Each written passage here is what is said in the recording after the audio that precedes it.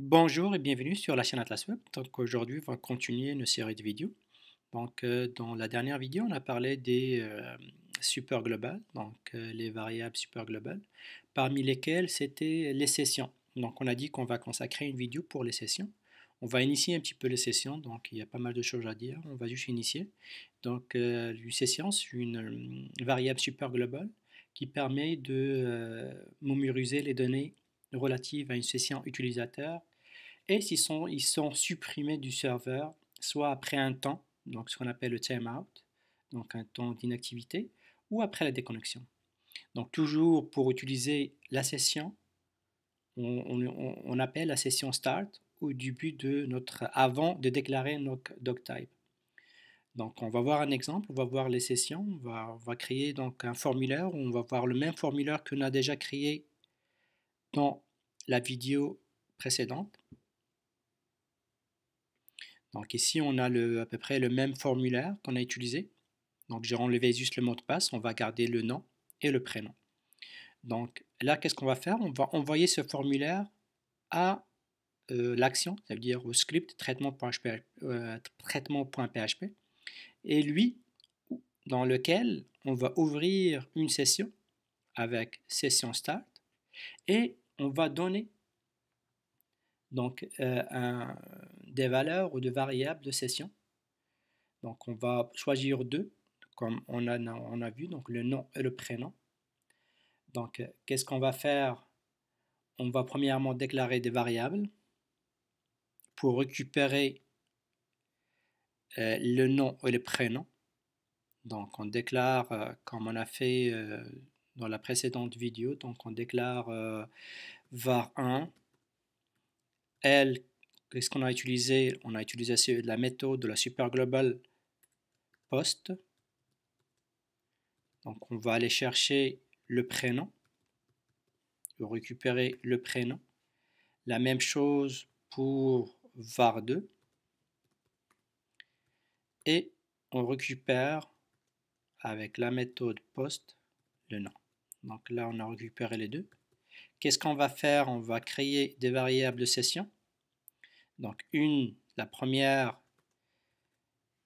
on va mettre session prénom. Vous pouvez comme donner n'importe quel nom pour ça. Elle, qu'est-ce qu'elle va avoir? Donc c'est le var1, c'est lui qu'on a donné prénom. Je peux écrire ici prénom, donc juste pour différencier un petit peu et montrer comme quoi on peut donner n'importe quel nom. Par la suite, c'est session. L'autre variable, c'est le nom. Donc là, on a mémorisé session prénom, deux variables de session, prénom et nom. On va demander à envoyer ça ou ouvrir un autre script. Donc, je vais juste marquer ici le prénom et le nom.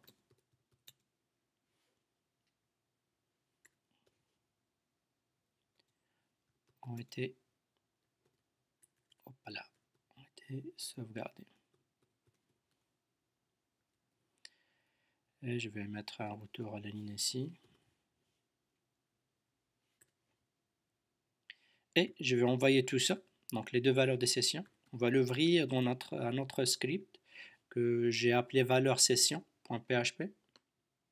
Donc valeur session.php. Donc on va mettre un href qui va nous envoyer à valeur session.php.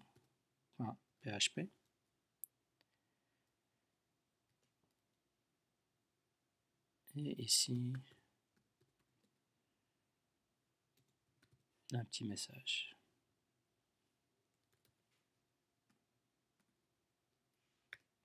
Donc voilà, à l'intérieur de valeur session, qu'est-ce qu'on va faire? C'est là qu'on va faire juste un œuf. Donc il faut toujours, avant le doctype, donc activer la session avec la session start.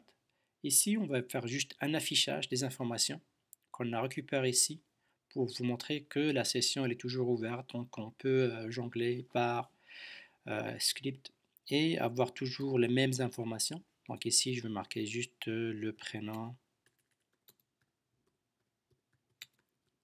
et ici, c'est la valeur. Donc, je mettrai la valeur de session. La première, c'est le prénom.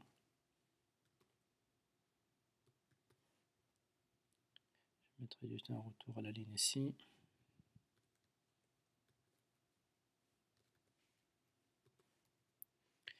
Et la même chose, donc je mettrai un nom. La valeur de ici, c'est le nom. Le nom. Donc on va essayer de tester ça. Donc notre site, donc on commence par le test. Donc on entre ici Atlas Web. On envoie ça. Donc les deux valeurs sont sauvegardées et on va les afficher en cliquant sur ici. Ben, ils sont là. Donc Atlas, ici c'est var2. Donc ici c'est juste, j'ai pas marqué, donc j'ai pas mis le $, donc je me suis trompé. Donc ici, et on va refaire notre exercice. Donc test, classe web. Donc ici prénom, non sauvegardé, je les envoie et ça marche. Donc on a récupéré Atlas et web.